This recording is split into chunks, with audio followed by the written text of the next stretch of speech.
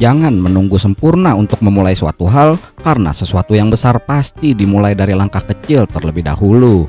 Sedikit kalimat penyemangat dari saya, Bob, selaku pemimpin upacara dan direktur utama PT Bangun Siang yang ada di seluruh penjuru dunia. Pada kesempatan kali ini, saya akan merangkum sebuah film yang sangat menegangkan berjudul The World Will Tremble yang dirilis pada tahun 2025 kemarin, di mana film ini diangkat dari kisah nyata yang menceritakan perjuangan pelarian narapidana hukuman seumur hidup dengan cara dan pengorbanan yang sangat menegangkan. Penasaran dengan bagaimana alur filmnya? Langsung aja kita meluncur ke dalam cerita. Berlatar di negara Polandia pada tahun 1939 di mana Perang Dunia Kedua sedang berlangsung, cerita diawali dengan memperlihatkan sebuah penjara kerja paksa bernama Camp Selmno, di mana para tentara Jerman segera menangkap orang Yahudi yang ada di sana untuk melakukan kerja paksa dan membunuh siapapun yang dianggap lemah tanpa pandang bulu, sementara mereka yang masih memiliki tenaga dipaksa bekerja tanpa dibayar sedikit pun.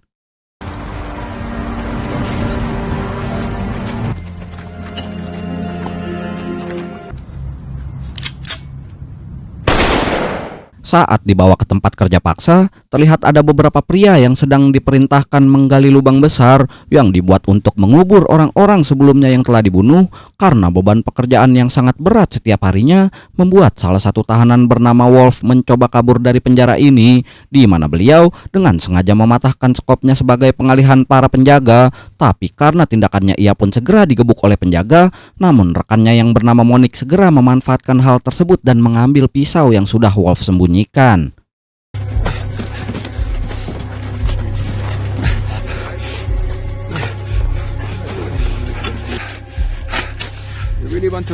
Tak lama kemudian, Wolf dan kedua rekannya yang bernama Solomon dan juga Michael segera dibawa ke tempat lain untuk membantu dalam tugas terkait napi yang hendak dikirim ke sini. Dan di tengah perjalanannya, Wolf pun mengajak Solomon dan Michael untuk kabur dari penjara karena diketahui kalau besok para tentara Jerman akan membawa mereka ke tempat lain.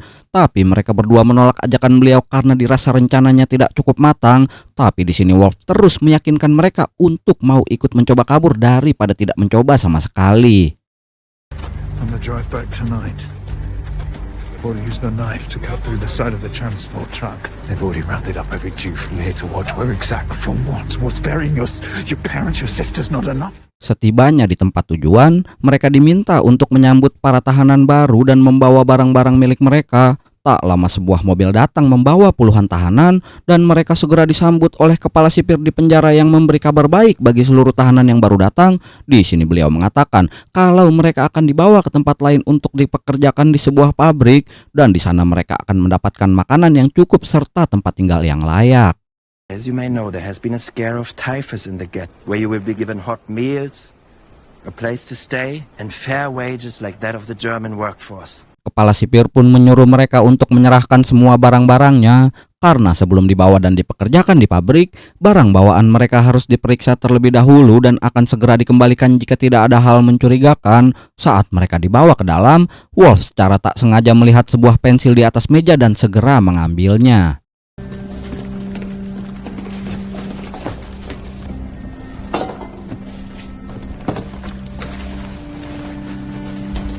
Setelah mengecek semua barang bawaan yang ada, para tahanan segera dibawa keluar dan diarahkan untuk masuk ke dalam sebuah truk yang tujuannya untuk membersihkan tubuh mereka semua karena udah pada bau matahari, dan sebuah selang disambungkan ke mobil air yang ternyata selang tersebut berisikan gas beracun yang memang sejak awal sudah direncanakan untuk membunuh semua tahanan tersebut.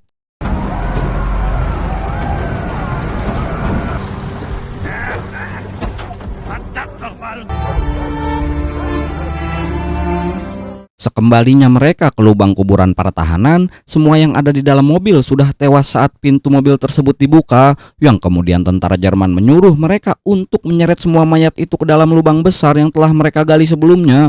Namun saat sedang bekerja, Michael pun seketika terkejut ketika menyadari bahwa di antara tumpukan mayat itu ada mayat istrinya, yang membuat beliau sangat sedih dan meminta para sipir untuk segera membunuhnya. Please, I beg you, please kill me. Noch viele Arbeitsstunden in sich, ja? Sie Setelah semua pekerjaan selesai, mereka segera dibawa ke kamp tahanan untuk diberikan makanan. Dalam perjalanan ke sana, seorang pria yang mendukung tindakan tentara Jerman memberitahu kalau ada tahanan yang menyusup ke dapur dan mencuri makanannya, dan seketika tentara Nazi pun langsung menembaknya hingga tewas di tempat.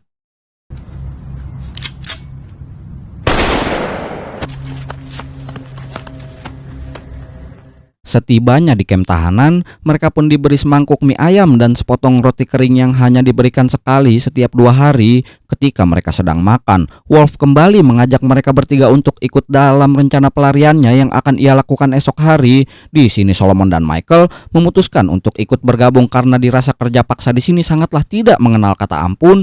Di sini Monique juga mengatakan kepada mereka untuk tidak mempercayai orang-orang Polandia saat sudah berhasil keluar dari penjara ini, karena banyak dari para warga yang sudah diajak bekerja sama oleh tentara Jerman, tapi secara tiba-tiba mereka langsung dibariskan dan diperintahkan untuk jongkok dan berdiri berulang-ulang meski belum selesai menghabiskan seluruh makanannya. 1, 2, 1. Akibat gerakan yang dilakukan berulang kali, membuat pisau lipat yang disembunyikan Monique terjatuh. Mengetahui kalau Monique menyembunyikan pisau, kepala sipir pun langsung menyuruh bawahannya untuk mengeksekusi Monique saat itu juga.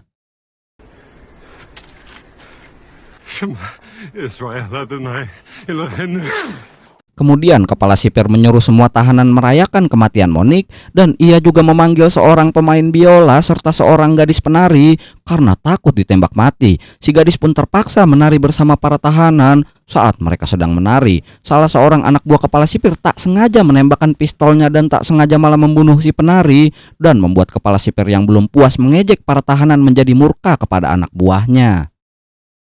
Du Trottel, wer bringt denn die Braut um? Ha? Jawohl. Holt die Milchflaschen. Jawohl. Milchflaschen holen! Merasa masih belum menginjak semua harga diri mereka, kepala sipir pun menyuruh para tahanan berbaris sambil memegang botol di atas kepala mereka, yang kemudian beliau menyuruh anak buahnya agar menembaki botol yang ada di kepala para tahanan. Und Schuss! Schuss! Amen! Geht doch! Tapi ternyata ada salah seorang tentara Jerman yang tidak menyukai keberadaan Wolf dan sengaja menembak lehernya yang membuat Wolf terjatuh. Sesaat sebelum menjadi almarhum, Wolf segera menyelipkan pensil yang selama ini ia simpan ke tangan Solomon sebagai isyarat bahwa Solomon harus tetap melanjutkan misi mereka, yaitu kabur meskipun tanpa dirinya dan Monique. Setelah berada di dalam, Solomon meyakinkan Michael untuk kabur bersamanya meskipun pisaunya sudah diambil oleh tentara Nazi. Solomon saat ini mempunyai pecahan botol yang bisa mereka gunakan untuk merobek bagian samping truk dalam perjalanan besok. They made no more effort to conceal what was really going on. We're sticking out to the forest with 3 others to dig. The rest we buried. We cut through the side of the truck on the way out tomorrow. Kemudian Solomon pun memberitahu yang lain bahwa besok dalam perjalanan ia akan kabur bersama Michael dengan melompat dari truk, dan di sini Solomon sempat mengajak salah satu seorang dari mereka yang bernama Goldman untuk ikut kabur bersamanya esok hari. Namun Goldman takut mereka kembali tertangkap dan dibunuh jika ketahuan kabur. Tetapi Solomon dan Michael yang sudah muak dengan semua kondisi di penjara ini mengatakan bahwa dirinya tak hanya akan melarikan diri saja, tapi ia juga ingin membawa nama-nama para korban yang telah mati dibantai oleh Nazi di kamp penjara gila ini. Jacob Zedman from Wichita, Joseph Heshnikov from Kutna, also from Wichita. Jesse Steyer. Dan pada keesokan harinya, mereka pun menaiki truk pengangkut untuk kembali ditugaskan menggali lubang pemakaman di tempat lain. Demi membantu rencana Solomon dan Michael, Goldman pun mengalihkan perhatian tentara Nazi dengan berpura-pura meminta sebatang rokok. Melihat pengalihan Goldman masih tidaklah cukup, kemudian salah satu temannya pun ikut mengalihkan perhatian, dan tanpa buang-buang waktu, saat itu juga Solomon pun langsung merobek kain penutup truk dan lompat kabur masuk ke dalam hutan.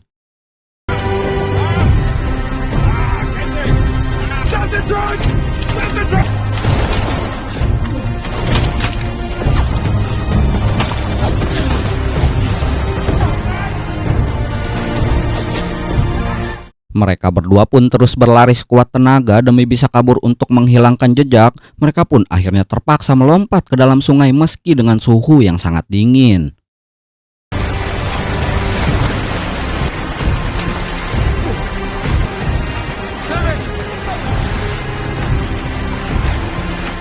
Setelah berhasil menepi, Michael mengatakan bahwa kakinya telah tertembak, yang ternyata bukan hanya Michael saja. Solomon juga merasa kalau kakinya patah tadi saat melompat dari truk. Meski kondisi kaki mereka cukup parah, mereka harus tetap melanjutkan perjalanan agar semua pengorbanan yang sudah dilakukan tidak sia-sia.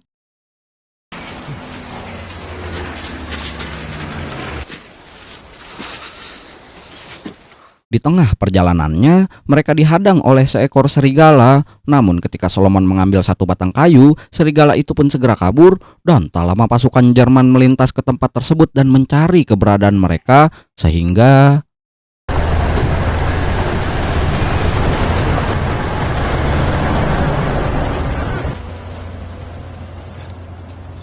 setelah pasukan Jerman berhasil digocek, mereka pun kembali melanjutkan perjalanan hingga menemukan sebuah gubuk yang entah siapa pemiliknya, yang kemudian mereka pun masuk secara diam-diam ke dalam kandang di belakang rumah itu untuk beristirahat.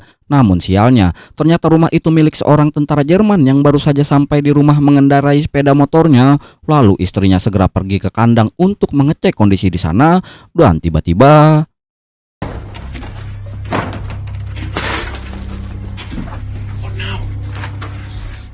merasa kalau mereka dalam bahaya, Solomon pun bersiap-siap menunggu kedatangannya sambil memegang celurit di tangannya. Namun tak disangka, ternyata wanita itu sangat baik kepada mereka, di mana beliau merahasiakan keberadaan mereka dari suaminya, sekaligus memberikan seragam milik suaminya agar mereka bisa menyamar. Bahkan wanita itu juga menyuruh mereka untuk mengambil motor suaminya agar mereka bisa cepat kabur dari wilayah ini.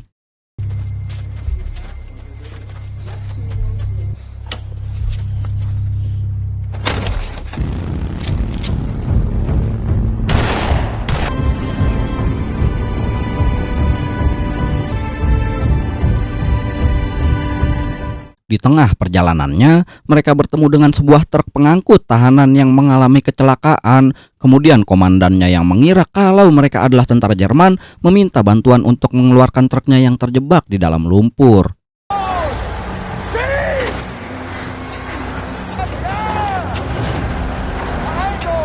Beres membantu truk tersebut, si komandan merasa curiga ketika melihat kondisi kaki mereka yang terluka parah. Tapi Solomon dengan tenang mengatakan bahwa mereka telah ditembak saat menjalankan tugas sebelumnya, di mana jawaban itu cukup meyakinkan si komandan hingga akhirnya ia memanggil dokter untuk memeriksa luka Michael. Setelah Michael selesai diobati, si komandan itu meminta mereka untuk ikut bersama rombongan tentara Jerman, tetapi Solomon di sini menolak dan berkata kalau mereka saat ini sedang dalam tugas lain dan harus pergi dari sini, sehingga komandan yang percaya kepada bualan mereka segera membiarkan mereka pergi yang tanpa basa-basi. Mereka segera meluncur dengan kecepatan maksimal.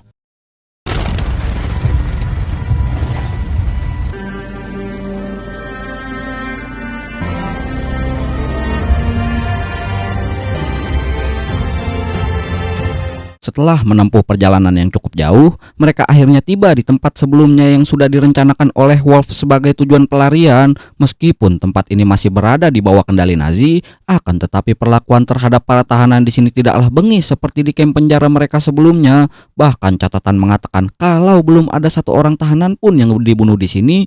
Kemudian mereka pun menyelinap dan mengetuk sebuah rumah untuk menanyakan di mana rumah seseorang yang bernama Rabi yang sudah direncanakan oleh Wolf. Lalu pria itu pun segera memberitahu alamat pastinya kepada mereka berdua, yang saat itu juga mereka segera meluncur ke lokasi yang diberikan dengan hati-hati.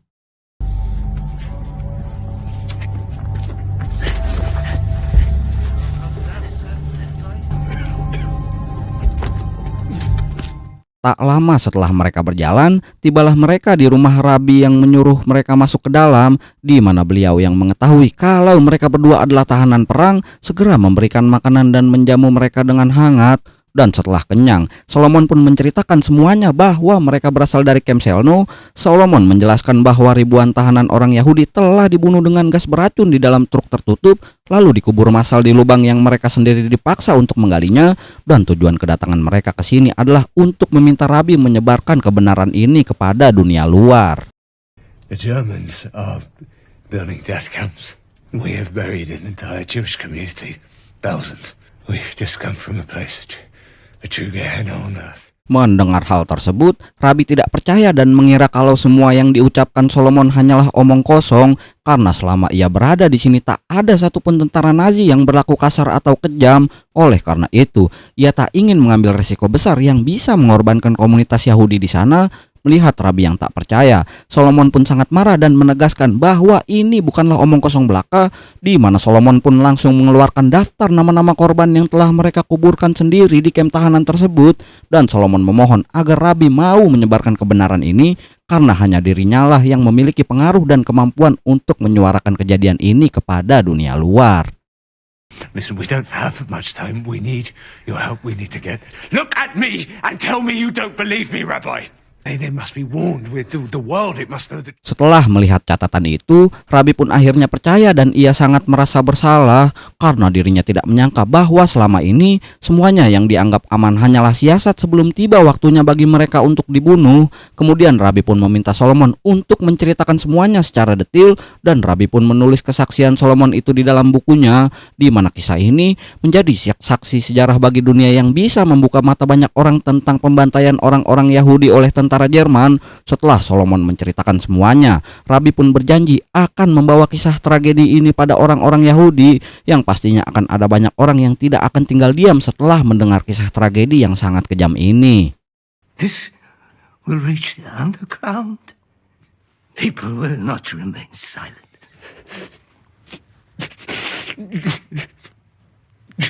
Dengan adanya kesaksian Solomon ini dapat membuktikan dan menjadi saksi mata pertama mengenai pembantaian massal orang Yahudi oleh tentara Jerman, dan tak lama kemudian kelompok orang Yahudi berhasil menyebarkan kesaksian itu ke negara Inggris dan disiarkan oleh radio BBC pada tahun 1942, di mana siaran tersebut pun menjadi laporan berita pertama tentang kekejaman kamp kerja paksa ini. Dan beberapa minggu setelah bertemu dengan Solomon dan Michael, Rabi beserta semua orang Yahudi yang ada di sana langsung dibunuh dengan gas beracun, sementara Solomon yang berhasil melarikan diri kembali tertangkap dan dikirim ke penjara tahanan hukuman mati, di mana ia dibunuh dengan gas pada bulan April 1942. Sedangkan Michael yang sebelumnya berpisah dengan Solomon di tempat Rabi berhasil selamat dan bermigrasi ke negara Israel.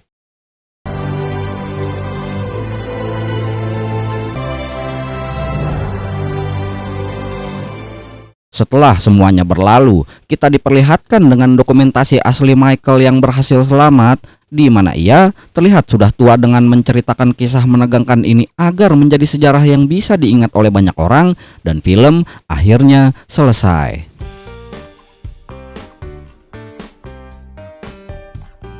Meski kita belum mengetahui jalan hidup masing-masing dengan baik, teruslah mencari jalan terbaik dengan tujuan untuk membuat diri kita menjadi orang yang lebih dewasa. Sedikit kalimat penutup dari saya yang cukup menggambarkan kisah dalam film ini, karena perjuangan pelarian penjara ini benar-benar menggambarkan kita untuk terus berjalan meski tidak terlihat ada harapan di depannya. Tapi selama kita terus berjuang, pasti jalan itu akan terbuka seiring dengan waktu. Oke, segitu dulu aja ya. Saya Bob pamit undur diri, sampai jumpa di video yang lain.